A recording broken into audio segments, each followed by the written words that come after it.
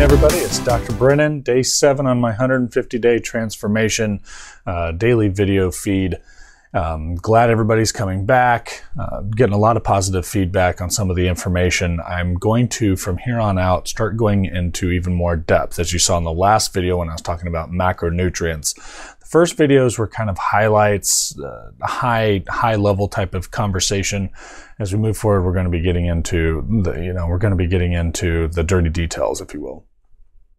Today, well, last time was macronutrients, so fats, carbs, proteins, and we went into how to manipulate how much of your calories are coming from each one of those to optimize your goals, whether that's cleansing, weight loss, both, whatnot.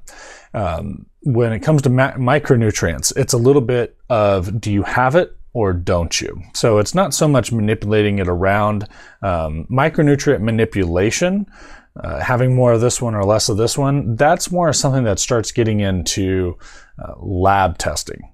And it's more dependent upon DNA testing. And the reason for that is macronutrients are absolutely needed, and a lot of times we're deficient in them because of their role with helping the body do the things that it needs to do. So in the very first video, we were kind of hitting the ground level concepts about DNA, epigenetics, and enzymes. Well, micronutrients go back to that conversation about enzymes. Enzymes are more or less how many lanes you have on your highway in your body to allow those carbs, fats, and proteins, and all the different ways that your body manipulates them and pushes them around and pushes them through up into the body and back out of the body. So building up muscle, breaking muscle out and detoxifying it, building up healthy fats and cell walls, and then breaking that fat down and eliminating it out of the body.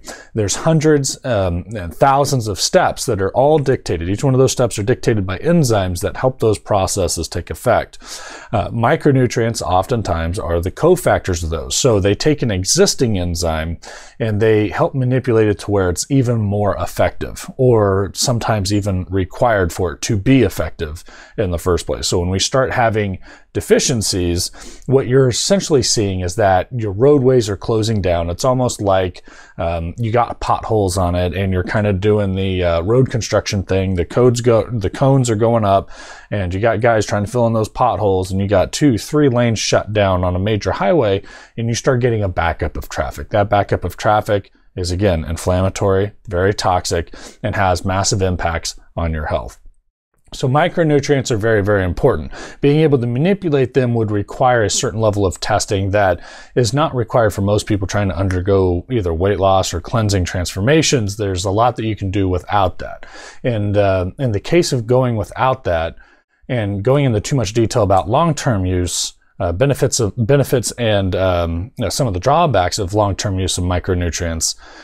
In the short term, when you're doing these whole food transformations, what you're looking to do is you have this limited number of calories that we spoke about in the last video.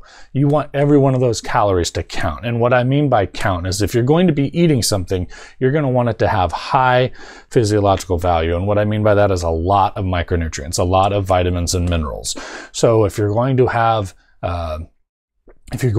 a carbohydrate, not only do you want low glycemic carbohydrates, but you want carbohydrates that are incredibly dense with vitamins and minerals. So the dark berries, for instance, is a great example of that. If you're going to have a dark leafy green vegetable, don't do lettuce, do spinach, or even better, kale. Or there's some local alternatives that oftentimes you can pick in your backyard.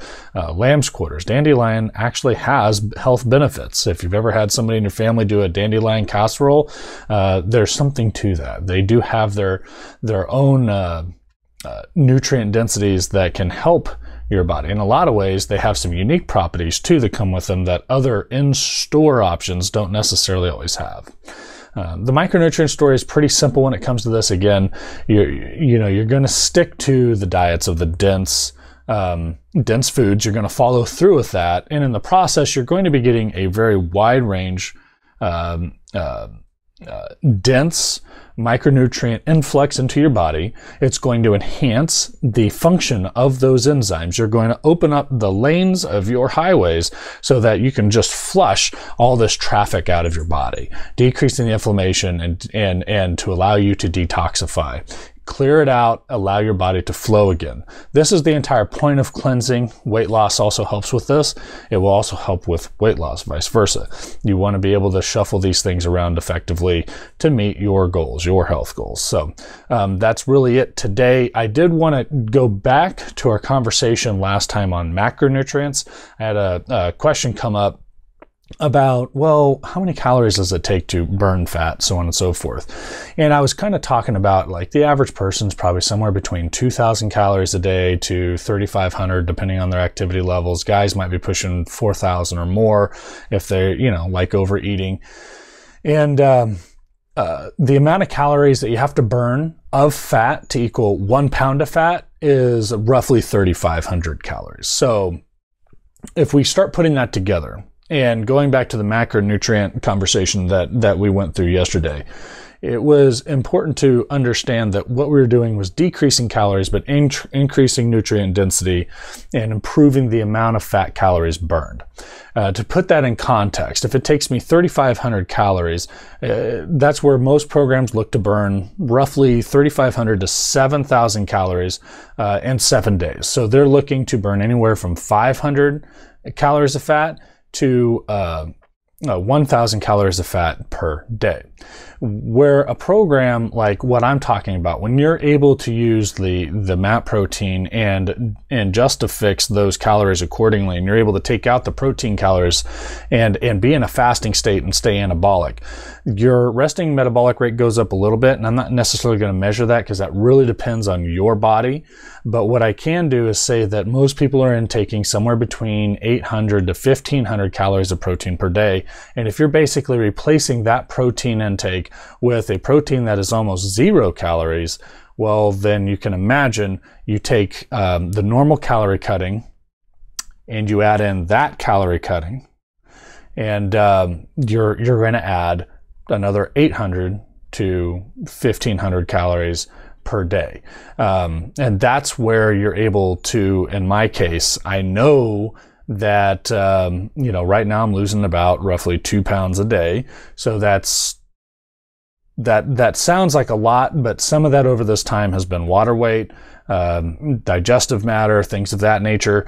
The true amount of fat will be less. The actual amount of fat loss will be less. That's why it's very important to be measuring your waist, your arms, the neck, and all those things that we talked about on day one. So you can actually see where the inches are coming off, and it'll help give you a real idea of where you lost and about how much. Now, the actual amount of pounds of fat lost, what we know is by moving things around in the ways that we've discussed, you're going to focus just on fat loss. So more of those calories cut are going to be towards fat. It's not going to be going towards your calories aren't coming from protein coming in, or if you were fasting, some of your calories are going to come from breaking down your existing muscle. Well, in this case, all of those calories that you have a difference on are going to be coming from fat because you're still supporting the muscle in the body without adding the calories of protein in the diet. And that's the key. So the goal there is to, instead of be sitting at around the 3,500 to 7,000 calories a week, you're trying to push that up to, somewhere around 14,000 calories a week of burn of just fat or more. And that's where this is more effective. So hopefully that puts some numbers in context with people when you're talking about calories and fat burning, and what I was talking about yesterday as far as increasing the fat burning effectiveness. Your body only has so many choices to choose. And if you're taking choices away, it's going to have to use this energy source to burn and burn it effectively. And if you have it, it will burn it. That fat is available. You want to make sure that your body doesn't have an alternative. So, all right, well, that's what I'm going to stop with that today. I have a really good topic tomorrow. As we kind of round out this week, I'll be talking about some generalized topics, and then over the weekend, we'll be talking about kind of catching up. It's like, hey, what did I actually achieve in 10 days? And then I'm going to be shifting gears, and I'm going to be kind of talking about when you're going into a gym, a lot of the things that I've learned as far as working out and having functional workouts. And I'll go through what my exercise regimen is next week. And then as we move forward, I'm going to start hopping around on topics. I'm getting a lot of feedback, so topics may change. I'm going to be planning topics further out. I'm going to probably jump in with maybe some other health professionals that I have a lot of confidence in, whether whether they, maybe I'll go do a training regimen with another trainer or something like that and do a 10-minute thing where they kind of talk about something that's specific with their clients that helps them start way down here, but it quickly helps them boost up to here, something that's just beyond what I know. And, you know, maybe I'll grab a dietitian or nutritionist and kind of see what they talk about as far as what they do to help their people with like food choices. Maybe we get into meal planning, whatever. We'll try and keep things dynamic. But I definitely also have a very good idea of where I want to go with all the videos. So just to reassure everybody about that. Now, if you like the content that I'm starting to get into, I am, again, getting into far more detail. So if you're liking some of the detail that I'm getting into now, please be sharing the videos or tagging people that you think could benefit from them directly to the videos. Because it's only going to be getting better from here out, and I promise you that. And I look forward to seeing you tomorrow.